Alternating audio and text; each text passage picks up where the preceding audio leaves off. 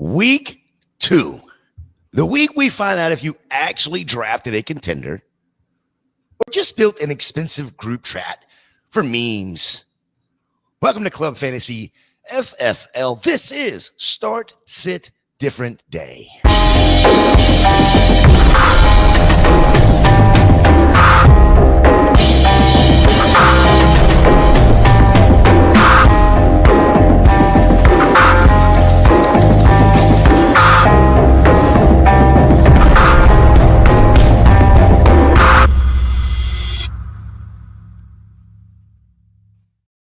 Week 2 is here. So are we with Josh Hudson. I am Gator Jade. Remember, this show runs on your questions. Drop those start, sit dilemmas in the chat because start, sit, different day doesn't happen without you. Josh, real quick before we get going, we had some breaking news about a half hour ago.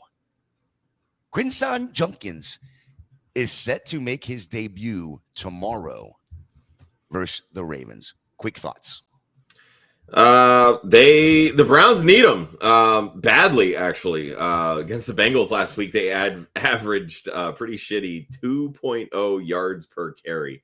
The Bengals last season allowed 124.6 yards per game on 4.4 yards per carry. This is a very runnable defense. Like, you can run on the Bengals, and the Browns could not get anything going. They spent a second round pick on Judkins because he was going to be the engine that kept this running game going. I don't expect a super high snap count for Judkins this week. He missed all of training camp, obviously, with the off-field issues. Didn't even sign his contract till like week 1 of the NFL season, and then missed a day of practice this week because he was at the league office discussing with the league about, the issues that were going on with his situation. So, it's a step in the right direction. It's probably not going to make much of a difference this week against the Ravens.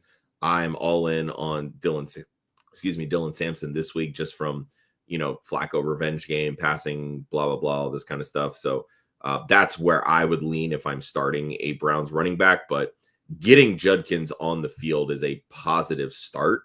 Again, from a fantasy perspective, I'm not going to address all the off-field stuff, but then, of course, you still have to worry about whether or not he gets suspended this season, simply because the legal case has already been dismissed.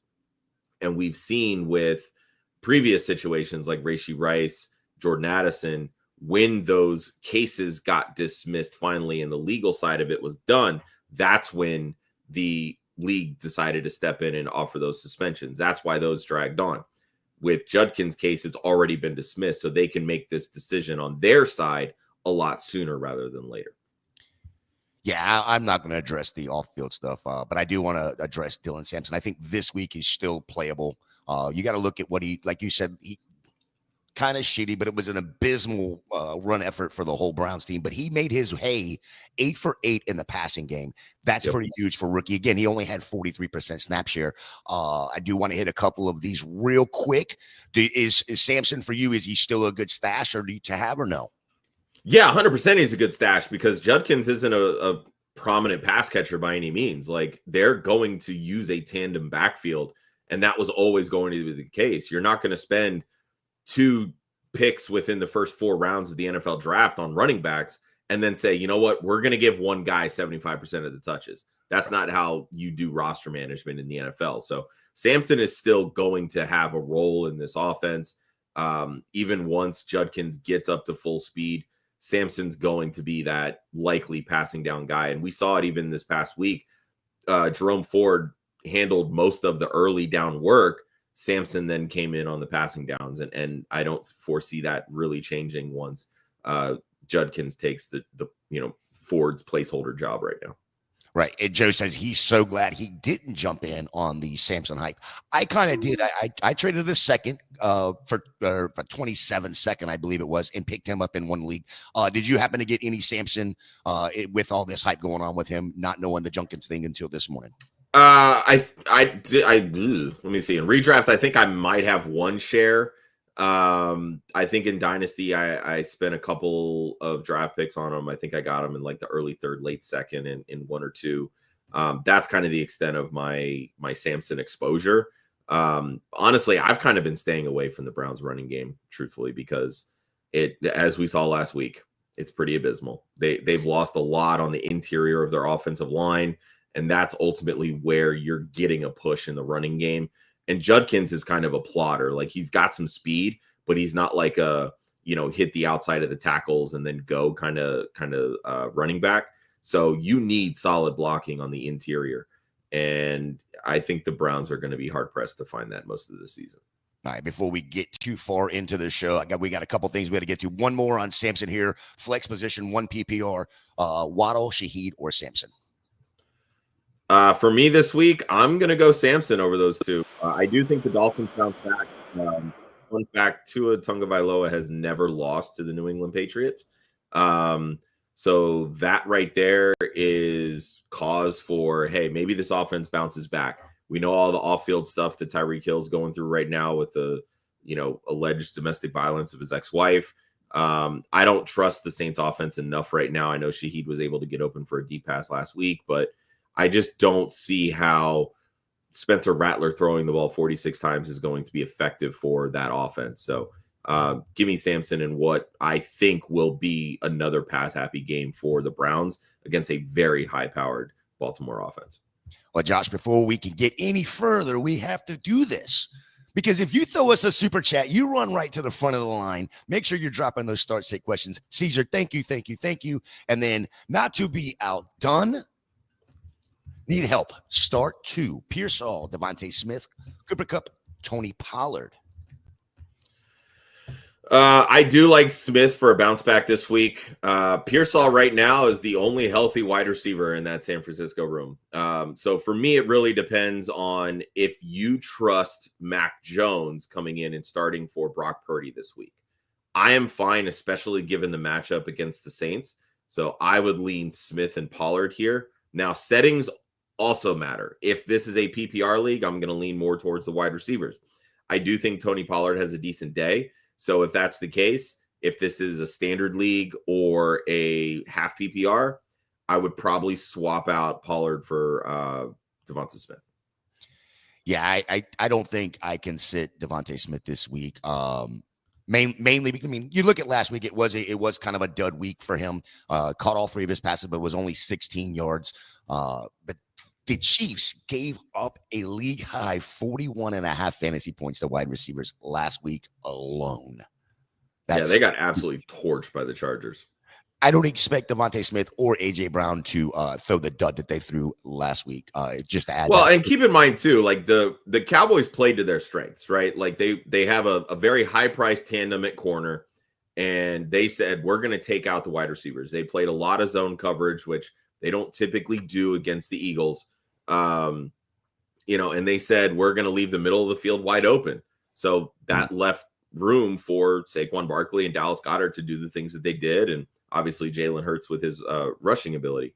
The Chiefs, you literally saw their game plan against the Eagles in the Super Bowl. We're going to key in and stop Saquon Barkley. So what's that doing? That leaves great wide receivers against a mediocre secondary. And that's how they're going to beat the Chiefs this week.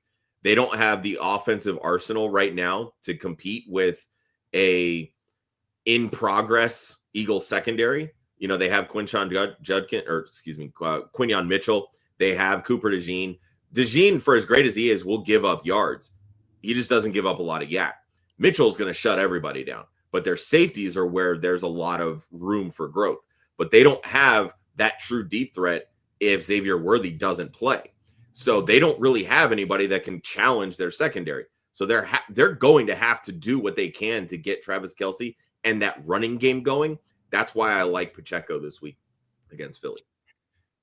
Yeah, it's hard for me to take anybody in that in the Chiefs offense right now with the unknown, the question marks all over that offense. Before we go any further, don't forget, hit that like, hit that subscribe if you have not already. Like the 2 before where Caesar and I want to say Liddy DeRock hit that super chat for us. Little Tay DeRock, come on, man. We would jump you to the front of the line no matter what we are talking about. As soon as we are done talking about it, you will get in there. But before we go any further, Josh, tell us about the Trophy Smack deal we got going on. Absolutely. The fantasy football season is here, and Trophy Smack is where you want to get all of your rewards. They have trophies, rings, and championship belts, all designed to tell your league mates who the real champion is. And don't forget, show yourself some love, but also show some love to your commissioner for the thankless job that they have. So hit the link in the description of this podcast and check out some of the swag that you can get for your commish. But also just let them know and remind them who the second most important person in the league is behind yourself. All of it is available at trophysmack.com/club fantasy. Make sure you jump over to our Discord as well. The link is in the description where we talk a ton of football, baseball, anything fantasy football, game day chat, all of that fun stuff there. Let's talk about some of the injuries. Back up to Thursday night. Austin Eckler torn Achilles, done for the season. Jaden Reed, broken collarbone, out 6 to 8 weeks. Going into Sunday, I have it on the show notes that Quinshon Judkins is questionable, but we know he's not anymore. He is. It's not questionable due to injury. It's just questionable. Isaiah Likely is out. Wan'Dale Robinson questionable. Darren Waller out. Jalen Wright out. I'm sorry, doubtful rather. Mason Taylor questionable. Brock Purdy out. George Kittle out. Dallas Goedert out. Will Shipley out. Xavier Worthy is doubtful, and Brock Bowers playing on Monday night at 10 p.m. is questionable. That's the big one, because you're talking about a preeminent tight end, and you have to wait till the latest game possible to figure out if he is going to play. So let me ask you this. I'm literally in this situation in one of my leagues where my backup is Dallas Goedert, and he is out. So I'm like, all right, do I wait on Bowers? Because I've already gotten a 0 from Jaden Reed. Like, I have to go through and scrounge on waivers to find a tight end. And I'm just going to have to say, look, if Bowers plays and he goes off, it's going to be on my bench, because I can't take another 0 in this lineup after Thursday night. Yeah, that's the hurtful thing with Bowers there. Going back to a question we had earlier, that's one of the reasons I would be starting Ricky Pearsall as well, because of Kittle being out. I understand Brock Purdy is going to be out, but so what? The ghost of Mac Jones can at least get Pearsall the ball a little bit there. Oh man. Let's get over to the favorite matchups of the week. Before we do that, though, let's get to some of these questions that are in the chat just popping off already. Brendan Strange or Fannin over there in Seattle? In Cleveland for you there, Josh. I like the idea of Fannin. I want to see it again. It's just one of those things where, David Njoku is still there. They're running, their base set, which is, the 2 wide receivers, the 2 tight ends. Like I said, Flacco's going to sling it. I like this matchup this week for Brenton Strange, so I'm going to lean this way, only because I don't know that Fannin's going to lead this team in targets for a second week in a row. There's going to be opportunity there, and I'm all about it. I just want to see some repetition with that before I start feeling good about trusting Fannin, especially on the Jacksonville side, when they're already talking about how Travis Hunter is likely going to play more defense this week against the Bengals and their dynamic duo wide receiver. Now that's going to open up more offensive opportunities for guys like Brenton Strange, who had a pretty solid week 1, even when Travis Hunter was mostly playing offense. I'm going to be on the opposite side of this. I'm going to take Fannin. The reason being is he out target. First target was 21%, whereas David Njoku was 8%. But I'm looking at it more of he's listed as a tight end, but he doesn't play the tight end position. He's playing all over the damn field. Last week, 9 targets, 7 receptions, 63 yards, led all Browns receivers, 72% snap share. And the Ravens secondary gave up 48 yards and a TD to Dalton Kincaid. Just got all the damage in the first half. PPR flex, Travis Etienne at Cincinnati or Ted McMillan at Arizona? I'm going to go Etienne. When you look at the volume from that first week, and again, they just traded Tank Bigsby to Philly. They basically said, Etienne, you got this. It's your backfield. Give me the volume side of things. Arizona secondary is actually pretty good. They got an absolute steal in Will Johnson from Michigan in the second round of that draft. I think McMillan is going to I don't want to say struggle. He's going to be a focal point of that offense, but I don't think we're going to get like a big breakout probably until like October. So I'm going to lean ETN. Yeah, I mean, yeah, until you can see the Carolina offense do much, I think it's ETN as well. Oscar says, full PPR, would you trade DK, Debo, ETN for Chase Brown, David Montgomery, and Bill?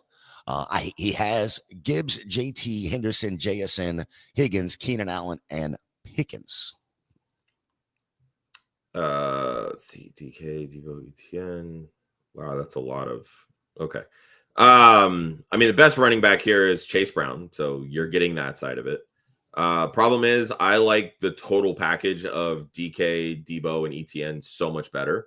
I think Monty is due for some massive regression, and I'm really not on the Bill hype train.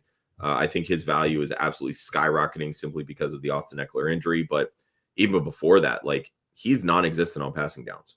They don't throw to him. He's a 2-down back. So really, he's Brian Robinson Jr. Like, if you were excited about Brian Robinson Jr. last year, okay, cool. Be excited about Bill Krosky-Merritt. But if you thought that Brian Robinson Jr. was a Jag, I don't know how you think that Bill isn't. I'm gonna keep Debo and DK and ETN. Yeah, I love the Chase Brown, but the rest of it is yeah, give me DK, Debo, and ETN as well.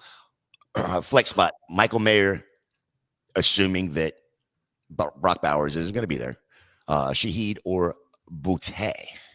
It's Quinshon Judkins for me all day. That kid is looking so good. And that Miami secondary is absolute trash. Michael Pittman went for 20 fantasy points last week. Quinshon Judkins is going to be it. Yeah, I think I'm there as well. JSN or Egbuka at the flex. Shallow league, can't start both. Oof. Who does Tampa have this week? You would know better than me. Houston. Off the top of your head. Okay, they've got Houston. That's a Sunday. That's a Monday night game, 7 p.m. Remember, we got 2 Monday night games this week. Yeah, 2 Monday nights, which is so freaking dumb. Stupid. I'm gonna take the matchup and I'm gonna go JSN. I think the Steelers secondary is rife with star power, but I don't think that they're all that good. So I'm going to take JSN, especially given the heavy target share. Egbuka is going to ultimately play against the second corner in that Houston secondary, but that pass rush that the Houston Texans have, I think, can negate a lot of the coverage issues. I'm going to lean JSN and maybe kind of play it safe. I think he has a much safer floor than Egbuka. Yeah, I think I'm with you here as much as my heart is saying Egbuka. Really, they're both fine plays if you're pulling strings. But again, it's a shallow league, so you got to make a choice. Yeah, you got to make the choice. And I believe that the smart choice is JSN. I think the Egbuka decision is, again, like you brought up the pass rush, but I think it's if he can become that inside slot where he's getting a lot, because you got to remember K. Dotton showed up that 0 last week. So it's He only had two targets, 2 receptions. Oh, by the way, they were both touchdowns, I believe. So there is that. When AJ Brown and Smitty have dud weeks, they follow it up with big numbers. We talked about the magic. You know what's up. George C, welcome in, baby. It's week 2, first show of the year for him. Dropped the Boutte in Dynasty before the season. Is he going to regret it? Is he going to regret it, Josh? He might. I do think that we're in for a 3rd-year breakout with Booty. He showed some signs toward the tail end of last year. Him and Drake May clearly have a good rapport. Stephon Diggs, obviously on the older side, but I think that bringing in Stephon Diggs as sort of a veteran mentor, which, you can argue whether or not that's a great choice or not, but the guy knows how to play football. And I think for someone like Booty, who, has had some maturation issues, which is really the biggest reason why he slipped in the draft 3 years ago. He could be a dominant wide receiver 1 for the Patriots, who really don't need a true one. They need somebody that can just get open and catch passes. And I think Booty has the ability to do that. Now, I'm not saying you're going to get a bona fide like dynasty wide receiver 1, but Booty can definitely make a case for going forward as a top 24, top 30 wide receiver. Flex 3 for Caesar here. 2.25 PPR for tight ends. Ooh. So you're going Sharbs, Mims, Shakir, Chig, Quinton Johnston, or Jaden Sanders. Quinton Johnston is the definite. Mhm. I think he's going to have a great game this week against the Raiders. Shakir, I think he's probably the safest of all of these guys. And my heart wants to say Mims, but I'm going to lean Charbonnet. I was hoping you would go different, but yeah, I'm right there with you. It's Sharbs, Quinton Johnston, and Shakir for me. The only thing, I mean, the 2.25 PPR for tight ends, like, juicing that up definitely helps, but also too, like, I don't want anything to do with the Panthers offense right now outside of McMillan. And so, like, that kind of takes Jatavian Sanders out of it for me. Chig, I think, is going to have better days. I think that the Titans have a pretty tough first stretch here, but he's going to be pretty heavily involved in that offense because they really don't have a good established wide receiver too. I know Alec Ayamanor, saw a pretty healthy target share in week 1. And again, it's the Broncos defense. They have one of the better defenses, but Chig, I think, can definitely challenge to be the second target on that offense. And Cam Ward's going to throw the football. So I think that's a better later season play versus a week 2 play. Yeah, I'm right there with you on Chig there. Okonkwo is gonna see it, but it's gonna be later in the season. He's definitely a hold for me if anything. George comes back with his start sit question: is full PPR? Do I flex Pearsall or Ibike? I already have Mike Evans. Egbuka, get it right. Damn it, I did it right the first 5 times this morning, and I can't steal Egbuka. Then in a half PPR league, let's start with the first one here. So he's got 2 questions here: full PPR, Pearsall or Egbuka. I like Pearsall this week, but I'm not sitting Egbuka. Yeah, I don't care that you have Mike Evans. I think I'm going. Yeah, honestly, I'd be more willing to play both Pearsall and Egbuka and sit Mike Evans against Stingley. So yep, because Evans is going to see the bulk of. He's going to see the bigger corner. Yep.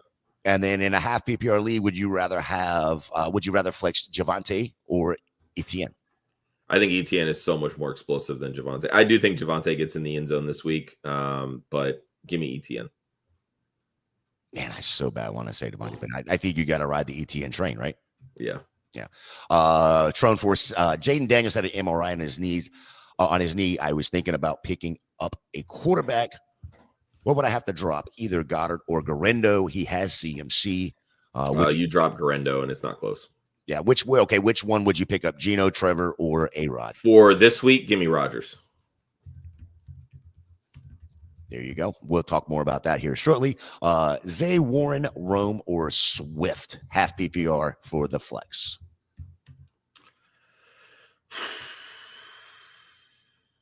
I mean, kind of hard to sit Zay Flowers after last week, right? Like, I'm not sitting Zay Flowers. Yeah, I'm not sitting Zay Flowers. I do think Rome Odunze has a great week this week. If I can get both of those guys, Zay Flowers and Rome Odunze, in my lineup this week, that's definitely what I want to do. I will say Cleveland's pass defense is really good. Denzel Ward is a baller. I mean, look what they were able to do last week against Jamar Chase and T. Higgins. So if you're at all worried about that, maybe pivot from Flowers to Rome, but I don't know how you can sit Zay Flowers after last week. Flavor Dave over on Twitch. Baker or Fields? Oh, Fields for me. He's a must start for me. That matchup against the Steelers, what the Jets do is basically a carbon copy of how the Ravens last week just ate up the Bills defense. Like that is going to be one of my favorite games this week. That was my matchup of the week on Wednesday's NPI, Bills against the Jets. Yeah, give me Fields this week. Yeah, I'm there with you with the rushing upside. And if he can do anything close to what he did last week, it's definitely Fields. All right, let's get over here to start one. Etienne, K9 or Harvey. It's Etienne for me. Simple. We've got that one down. Sutton, Ricky, or Devontae Smith. Ooh, who do the Broncos play this week? Who Broncos have, I know they have another cake matchup. Crap. Where the hell is it? I'm looking. They have Indy. They do. Yeah, and it's in a dome too. I want to say Smith, but I think you got to go with the tried and true wide receiver one. Give me Sutton this week.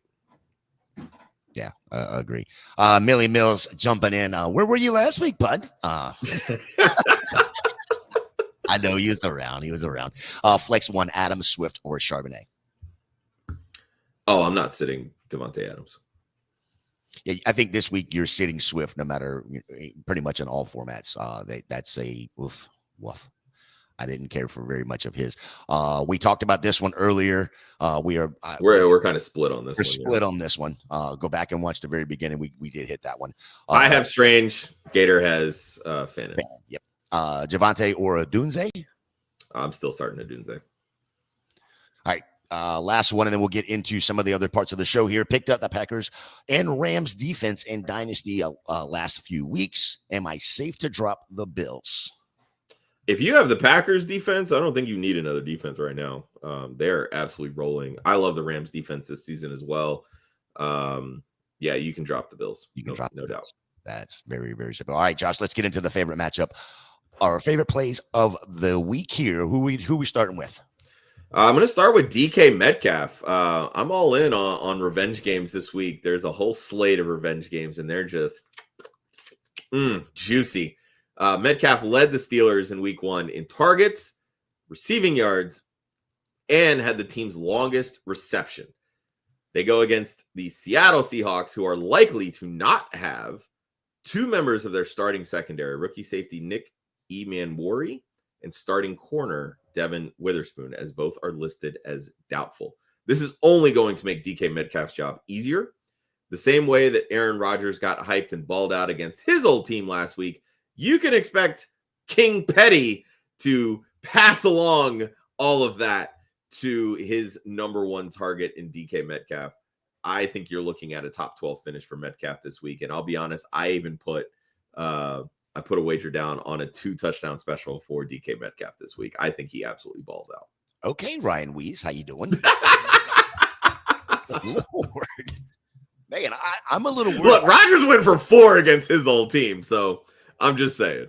Yeah, I mean, I get the argument. I want to hit the pause button. DK knows this defense. He knows the secondary, and the best corner that they have is not likely to play. Like, DK is going to run all over this secondary. Okay, all points made. He's probably going to be shadowed by Woolen, and I expect him to play a lot of bracket coverage. So what? He's going to be playing with bracket coverage, and there is nobody else on that team worth throwing to outside of Pat Freiermuth. Nobody. So who's your next guy? I know you got a couple guys here. Yeah, it's Joe Flacco for me. And again, another revenge game. Came out slinging it in week 1 to the tune of 290 yards and 45 pass attempts. For a team that wants to run the football, they certainly can't. They averaged a paltry 2 yards per carry last week. Yes, they do get Quinshon Judkins back this week. Potentially, he's officially questionable, but he's had very limited practice time, so I don't expect him to play a super large snap share this week. They're going to need to throw the football to keep pace with the Baltimore Ravens electric offense. You may get 2 interceptions out of Flacco this week, but a 300-yard passing game, 2+ touchdowns is very much within the realm of possibilities.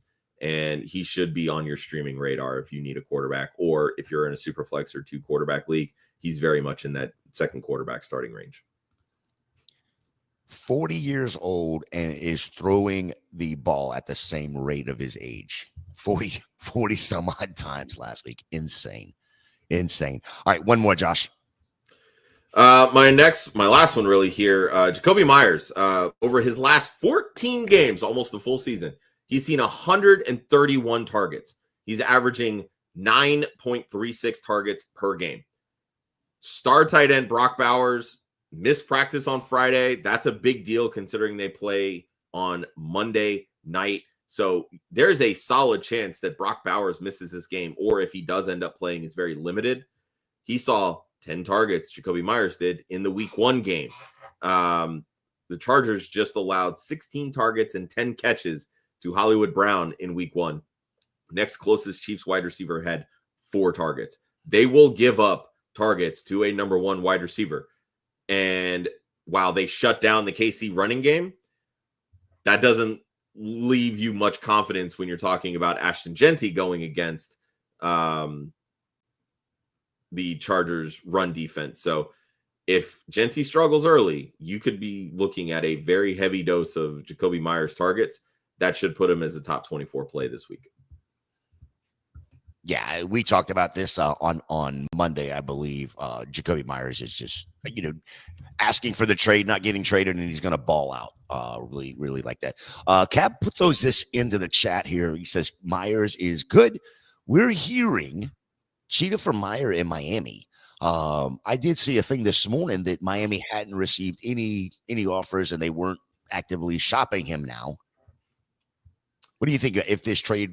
What do you think of this trade right here? I mean, I don't know that it really fits the MO personally, but a lot of the buzz with Miami, and we kind of discussed this on one of the episodes of No Pun Intended about Tyreek Hill potentially being on the trade block and that Kansas City should make a call. Tyreek Hill's contract is damn near untradeable unless Miami picks up a massive chunk of what he is owed this year. And the Chiefs have quite literally zero cap space. I think they have like $3 million in available cap space. So trying to get Tyreek Hill on that is next to nothing. If I'm not mistaken, the Raiders do have a ton of cap space. They could very easily make that fit. I know Myers wants to get out, but he also wants a new contract. I don't think Miami's really in a situation where they're going to give Myers a new contract. So I don't know how much weight this carries, but the report is that Miami hasn't received any calls, which tells me that these rumors are basically coming from Miami wants to offload Tyreek Hill and nobody's biting. Yeah, I'm right there with you. I think the big point there is that nobody's offering anything for to Miami. Don't forget, hit that like, hit that subscribe. If you want to get jumped to the front of the line, no matter where we're at, hit that super chat for us. We got this show runs on your questions, so make sure you're dropping all of your start sit questions in. If you've got trade questions, any of that stuff, we will get to every question before we end the show. Don't forget to jump over to the Discord if you have more questions even after the show. We're always active in there as well. Josh, one more time, let's talk about this trophy smack and everything else that's going on over there. Absolutely. The fantasy football season is here, and Trophy Smack is where you want to get all of your rewards. You can see the nice little championship belt that I have back there. I've got my little championship ring. Trophy Smack is where you want to get all of it. It's designed. Let me see where I lost my read. They have trophies, rings, and championship belts, all designed to tell your league mates who the real champion is. And don't forget to show some love to your commissioners for the thankless jobs that they have. So hit the link in the description of this podcast and check out some of the swag that you can get for your commish and let them know that they're at least the second most important person in the league behind yourself. All of it is available at trophysmack.com/club fantasy. And let's get back over to some of the questions. Caesar, we answered this one a little bit ago, so I'm not going to even bring this one up, but we're both on the Fields side of this. Let's get over here. John has a 12-team PPR league. He can start 2. Ridley, Judy, Keenan Allen, or Butte. I can go ahead and tell you Josh is not starting Judy in anything. That is 1,000% correct. Out of this group, I love me some Ridley. I think he's, again, going to have a tough start to the season. Give me Allen and Booty this week. I think both have really good matchups. Yeah, he's autocorrect is pure evil. He says it is a PPR. Yeah, well, I'm gonna go Allen and Butte as well. But he has Eli has Evans and Egbuka. Jesus Christ. There we go. Should I try to move one? And who are some targets to go for? Oh, man. I mean, you could try to sell high on Egbuka. The reason I say that is there's definitely some up in the air commentary, like what happens to his role when Chris Godwin comes back. right? Evans is a staple. He's not going anywhere. This is, I believe, a contract year for him. Wants to retire as a Buck. They just gave Chris Godwin a 3-year deal. He's obviously not going anywhere. They spent a first-round pick on Egbuka. Jalen McMillan's still coming back. So I think if I'm trading one of these guys, it's probably going to be a sell high on Egbuka. Now, I want the caveat to be, this needs to be a redraft league for me to consider selling Egbuka. If it's a keeper league, if it's a dynasty league, I am 1,000% moving Mike Evans. You could sell high on Egbuka. You could get, see if you can move Egbuka and get a Amon-Ra St. Brown. I think that's a great target considering how the Detroit Lions offense looked in week 1. Amon-Ra St. Brown is still going to be a very viable piece in that offense. You could see some panic managers, and I think that's a sell move that I would 100% make. I hate that you put that caveat on there because I was just looking at some other stuff, and this show really sucks when we agree on everything. Like you and Ryan like to agree on shit, because we don't like to. We disagree quite often. Let's be honest here. I was 100% on Evans because I'm looking at this as a dynasty trade, and I would be trading Evans here, who's now in his 11th season. So, but I agree with your assessment. If this has to, if it's a redraft, it's Egbuka. So that's just the way it goes. Which again, and I don't like saying, sell the hot commodity. Like, it's just, sometimes you just kind of have to read the tea leaves. Like there's a lot that works against Egbuka, which again, maybe it doesn't come to pass. Like, and I do want to preface that we've seen all the time where, some of these rookies come in, they start hot, and we expect like the veterans that come in to just regain their spot. And it isn't always the case. Like, maybe there's a chance that Chris Godwin doesn't come back the way that we all expect him to from this injury. Let's keep in mind, he also is 29 years old. But again, when a team is going to invest a 3-year contract at over $20 million a year in a wide receiver, you expect him to come in and see targets and get the football. He's not losing his spot there, right? The opportunity really is that Egbuka is kind of like usurped Jalen McMillan's role. But then how often are they still targeting him when we know the rapport that Baker has with Chris Godwin and with Mike Evans, right? Egbuka can still be a very viable target, but when you're talking about him as a top 12 wide receiver, which is kind of where he's at after week 1, he's likely going to come back to the fold. But if you can sell him and get a top 12 wide receiver, that's the kind of move that you make. 100%. Going back to John had his question earlier. Appreciate you, John, for checking us out. Make sure you hit that like if you liked us, and hit that subscribe. And just as Caesar comes back in and says, John, there are like 10 shows every week. We can't even name them all off. There's so damn many of them. And make sure you join us in the Discord, buddy. Make sure you join us. Lots of conversations over there. Lots of conversation over there. Jennifer's sons, play 1, Tracy Pearsall, Ridley, Hollywood, or JMO. I'm going Hollywood this week. I think they have to throw to somebody in that offense. As I mentioned earlier in the show with the Philly secondary, they don't have great options at the safety position. Hollywood is somebody that they're going to move around the formation, so he's going to escape a lot of that Quinyon Mitchell coverage. Even if he sees a lot of Cooper DeJean will give up receptions and he'll give up some yards. He just doesn't give up a lot of yak. And while Hollywood has speed, it's not the same kind of speed when he first came into the league. So I would expect another really high volume game from Hollywood. And if this is a PPR league, Jennifer, that's the guy that I 100% want to get. I don't hate the Hollywood take, but I think I'm going to lean Tyrone Tracy here because Dallas is horrible when it comes to the run. But he's also getting some of that passing down. Yeah, but they traded their best pass rusher so they could stop the run. Come on, Jay, read the tea leaves. Oh, so it's not Tracy. Okay, never mind. Yeah, I'm still going Tracy there. My problem with Tracy is that the Giants offense just sucks right now. That's my biggest issue. Very true. That's very true. Brian needs a flex 12-team PPR, Judy or Sharps. I can go ahead and tell you it's going to be Sharps for me too. Oh, you didn't answer. I'm sorry. Look, I get the Judy hype, with Flacco, the revenge game. The opportunity is 100% there. He threw a ton last week, and Jerry Judy only had 11 fantasy points. So obviously that changes. jumps up if he's able to find the end zone. But Jerry Jeudy's never been a high end zone target guy. Hasn't scored a ton of touchdowns in his career. So really you're banking on volume. And for Jeudy to really pay off in a PPR league, you need a 7 for 100 type of game. They utilize their tight end so much that I just feel like the Jeudy ceiling is really capped. And I think Charbs has more opportunities. Obviously, the Kenneth Walker thorn in the side there is one thing, but Charbonnet is getting all of the third down action.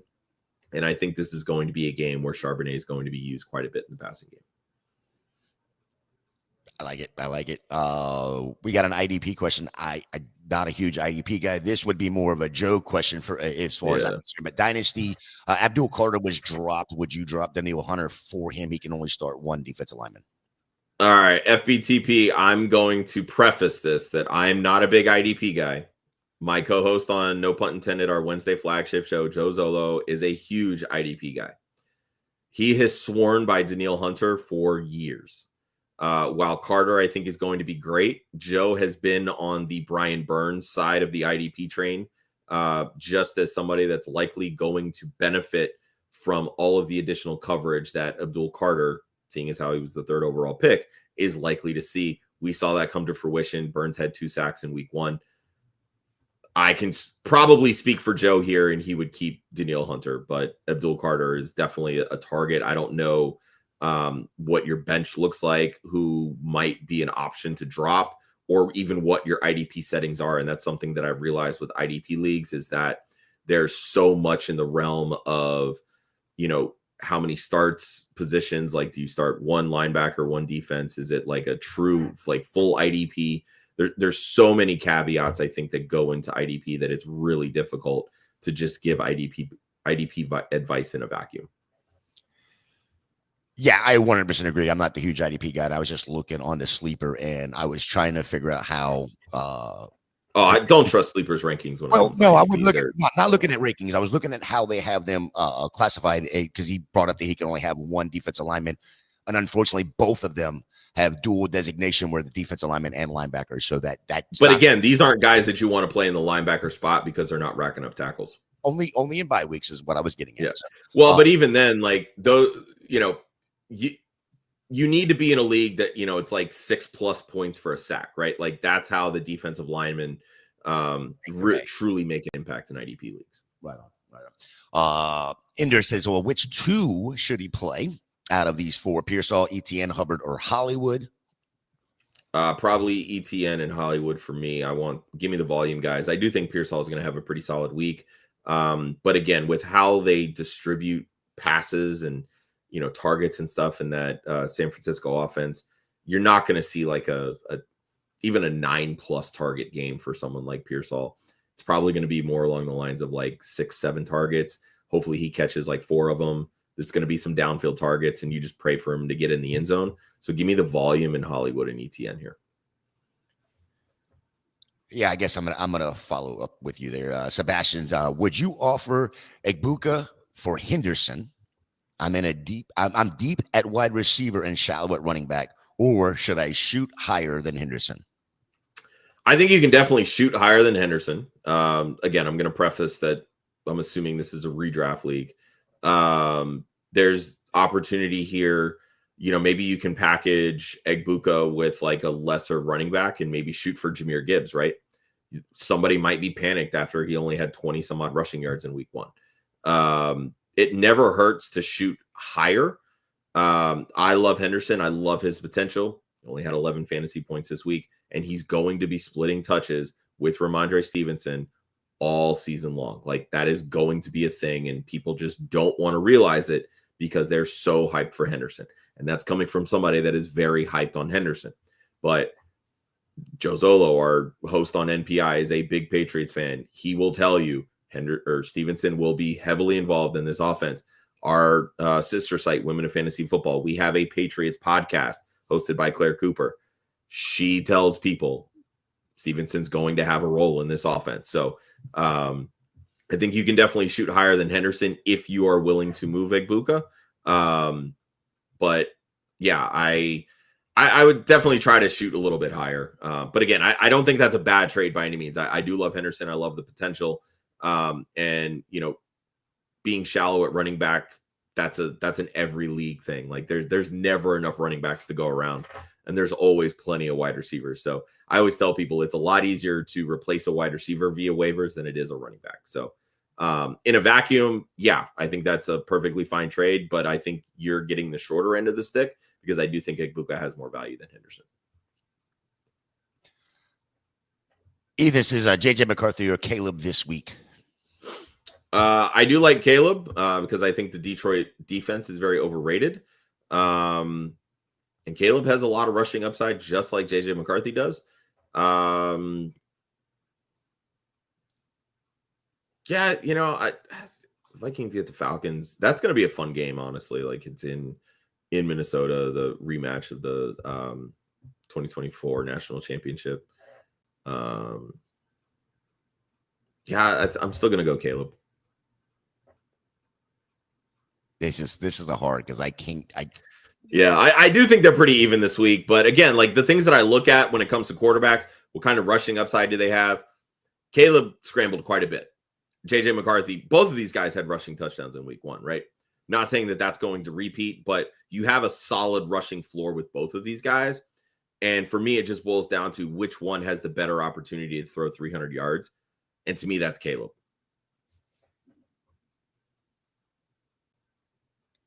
I'm going against you here. I'm going JJ. I think we're supposed to be helping Ethan, not creating more problems for him. He's got the better weapons. And look what we saw last week. Atlanta gives up a ton on the back end. Yeah, they just don't have a good secondary. And I just think there's better weapons there with JJ. And I think there's something up here with Caleb still.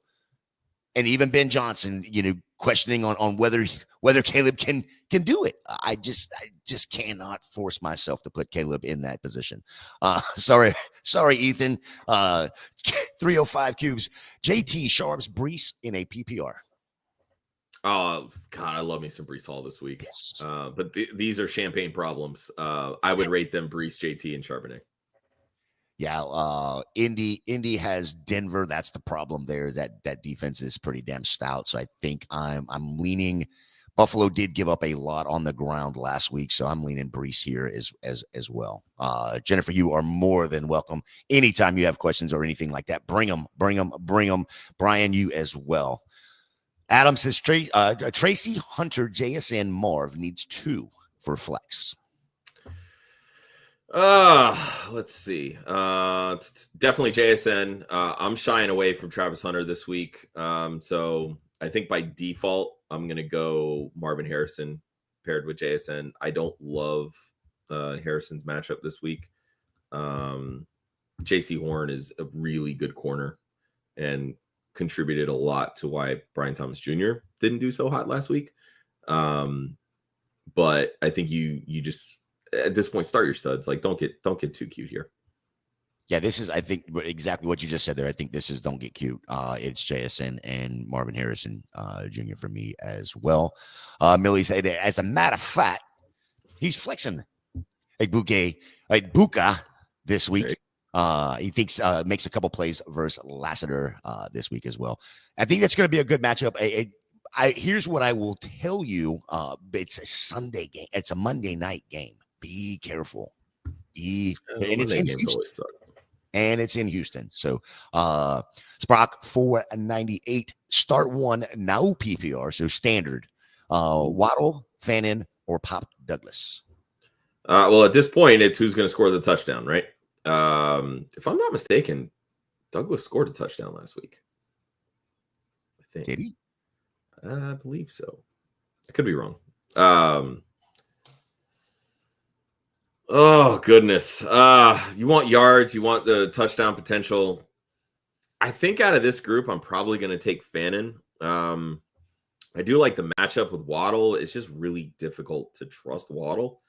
Pop Douglas, like I said, didn't get a ton of targets last week. They went heavy on Booty and Hunter Henry, and then Diggs kind of took the next bit there. Yeah, I think I'm going to go Fannin out of this group.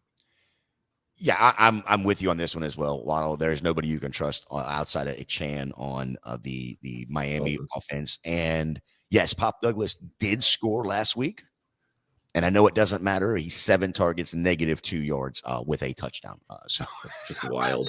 That's just wild. Yeah, I knew it was like a weird stat line. Like I knew he didn't have a ton, but I was like, I'm pretty sure he scored a touchdown. Is T. Higgins for Waddle and Tucker Kraft a bad trade? I mean, you're getting Tucker Kraft, which is fantastic if you need a tight end. But it's a pretty steep downgrade from Higgins to Waddle. So the only way that I would even remotely consider this deal is if I was streaming the tight end position. But even then, you can stream the tight end position and be fine. So I'm hanging on to T. Higgins here. Yeah, I again, like Josh said earlier, if this is redraft 100%, keeping T. Higgins. But if it's a dynasty, then I would not be afraid to go after Waddle and Kraft going forward. Brian says, what do you do? What does he do with Henderson? You be patient. And you keep flexing him because he's a big play waiting to happen. That's what you do with him. He's going to be involved in the passing game. He's going to contribute on return yards. And the way that the kickoff is going right now, there's an opportunity where he could probably have a couple of kick return touchdowns this year because he is that explosive. But, they're going to work him in. He's not going to see a heavy rush volume. And until Ramondre Stevenson ultimately shows that he's incapable of running inside the 5, that's when you'll see more Henderson in goal line situations. But between the 20s, it's going to be a lot of Stevenson running the ball and Henderson catching the ball. Yeah, bada bing, you drafted a rookie. You got to be patient with the rookie. So then he comes back and he says, should he start Henderson or Pollard in a PPR? I do like Pollard this week, but I'm still starting Henderson. That Miami defense in general is just dog shit. Good morning, Andrea. Superflex, Charbonnet, Roma Dunze, Bryce Young. PPR need 1. I usually side with quarterbacks, but right now I'm not starting Bryce Young. Give me Roma Dunze. God, that's so sad to say that out loud, isn't it? That you can't start a quarterback in your Superflex position, even though. Look, I've won Superflex leagues without starting 2 quarterbs every week. Like, it's 100%. Not unheard of. 100%. And I think I would be with the Charbonnet here. Is that who you were with? No, I'm with Adunze. Okay. That's Andrea. Pick one, Charbonnet or Adunze, not Bryce Young. That's the answer. Alex says, start 1, Olave, Keenan Allen, Tillman, or Pacheco. I like Pacheco and Tillman this week, but it's Keenan Allen for me.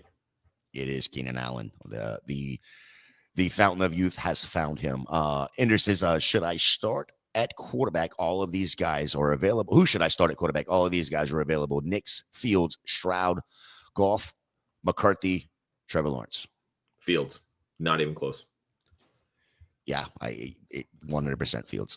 Baker or May, quarterback for Brian. I like May's matchup a lot better, but I'm not sitting Baker. You're gonna hate it, but I'm gonna start May here because that Dolphins defense is Swiss cheese. Baker gets the Houston Texans, which is, like you said earlier, is going to put a lot of pressure. They do have Stingley on the back end. It's going to be, I'm starting May. It's just the Patriots in Miami always struggle. That's really the biggest problem. Yeah, but that was with Bill Belichick and Tom Brady. That's not. They still struggle, even without those two. Fair. You're not changing my mind. Sprock comes back with Bowers questionable. Would you play any of these players on Sunday and not risk Bowers not playing on Monday at 10 p.m., Kamara or Devontae Adams? It is full PPR. I would be happy to flex Kamara or Devontae Adams over a healthy Brock Bowers, if I'm being honest. But PPR, give me Kamara. Sprock says May or Mahomes this week, 6-point passing. I think I gotta go Mahomes. I do. I think that just getting embarrassed in the Super Bowl, there's a little added, even with the depleted wide receiver core. Like there's a little extra there that Mahomes needs to bring to the table. All right, Josh, we got like 3 minutes left, so we're going to hit this lightning round speed here. Before we do, though, Millie Mills giving me hell, saying that Atlanta doesn't have as many holes as they actually do. Quit looking. The dome has a hole, too. Start one, Charbonnet, Dobbins, or Harvey. God, who does Denver play this week? It's the Colts, right? In Indy. Give me Charbonnet since it's PPR. Daniel Jones or Stafford, 6-point passing, 0.25 for rushing first downs. Yeah, Jones is going to regress so hard this week. Give me Stafford. I agree. PPR, Adams or DK? We already know it's DK for you, isn't it? Yeah, it's tough to sit Adams. I'm guessing this is kind of a shallower league, but I think DK is absolutely going off this week, so I'm going to go DK. All right, one more time, everybody, get your questions in. We're gonna lightning round this real quick. PPR, Chuba or Tyreek? Right now, I want nothing to do with that Panthers offense outside of McMillan, so give me Tyreek. Find another option. I want nothing to do with either one of the offenses. That's fair. But look, Christian Gonzalez being out for the Patriots, that will benefit Tyreek Hill. There you go. So I guess that then if you have those two, it is lean Tyreek there. Do I trade Adams, Bill, and Hollywood Brown for JSN and ETN? For as quickly as you can hit accept. Yes, 100%. PPR, 0.75 tight end premium. Fannin, Ingram, or Andrews, start one. Look, this is going to be controversial. Give me Andrews this week. He has historically destroyed Cleveland. I think in two of his last like 3 or 4 games, he has 2 touchdown games. And I think with how explosive the Baltimore offense was last week and how Andrews got kind of left for dead, I think he bounces back in a big way this week. So yeah, give me Andrews this week. I am with especially you. With Ingram dealing with injuries and Fannin just being an enigma at this point. Yep, I'm with you as well. Lean Andrews there. Jason Bell says, should I trade Kenneth Walker and Garrett Wilson for Omarion Hampton and Sutton? I don't hate this trade. I think given the uncertainties with Kenneth Walker and coming back from the injuries and getting eased back in and all the workload concerns, I'm fine pivoting to Omarion Hampton. Though I do think that Hampton's role is going to look very different here in a month. But I still want Garrett Wilson over Sutton, so I'm probably going to hang on to Walker and Wilson because I think the best piece of this trade is Wilson. Yes, with you there. Etienne, Devontae, Tyreek, or Ted McMillan, pick 3 half-point PPR. Of these 3, I'm probably going to sit McMillan this week. And I'm going to sit Tyreek. I know the Christian Gonzalez thing is there, but still. Tyler says, I think it's Evan Ingram or Juwan Johnson. Correct. Yes. Yeah. So which one is it for you? I'm going to take Juwan Johnson this week. Evan Ingram dealing with the injury just makes me a little cautious. And I think that the Denver Broncos spread the football around so much. And if you look back to last year, Bo Nix tends to struggle the first few weeks of the season. And he did again last week. So let me hold off on a secondary pass catcher for the Broncos and go with the guy that ultimately dominated the first read options, and they made him a focal point of the offense, and that's Juwan Johnson. Yeah, the only thing I love, Bo Nix started his sophomore slump last week at home. He was bad on the road altogether last year. Got to pick one, and waivers is coming this week. League mate dropped Tucker Kraft Thursday morning, and I picked up Fannin. After the game Thursday, I'm officially dropping Fannin and using that pick on Kraft. As you should. Kraft is going to be a top 6 tight end by this season's end. Yeah, I'm not doubting that 100%. I go get Kraft. If I could find a way to have both these guys on my bench, I would be having both of them on the bench. Jalen Warner, ETN, half-point PPR. ETN, easy. Need to flex 2. Travion, Egbuka, Hunter, or Rome? Rome and Egbuka. Like it. I'm with you on that. Full PPR, Tyreek, Pollard, or Pearsall, needing 2. Full PPR. I probably go to the 2 wide receivers, Pearsall and Tyreek, but I would be fine if you wanted to just fade Tyreek altogether and go Pollard, because I do like Pollard this week, but Pearsall is a definite for me. Yes, absolutely. Andrea, you have a great day. Thanks for stopping by. Tyler Warren, Hunter Henry. Whoo! I like both, but I'm going to lean Hunter Henry this week just because he faces a much worse defense. Tyler Warren going against the Broncos. I'm just fading altogether anybody that plays the Broncos this year. Yeah, as much as I don't want to fade Tyler Warren, this is the bad matchup for him. It is going to be Hunter Henry for me as well. Pick 2, Hockenson, Warren, and Hunter Henry. So basically the same question, but at Hockenson. Yeah, it's Warren and Hunter Henry. Again, don't love the matchup there with Tyler Warren, but he's just so much more of a focal point of that offense than TJ Hockenson is for the Vikings. Kyle Pitts on his other bench for Millie Mills, going back to his question earlier. Look, I like Pitts this year, so I'm fine if you wanted to drop Fannin for Tucker Kraft. 100%.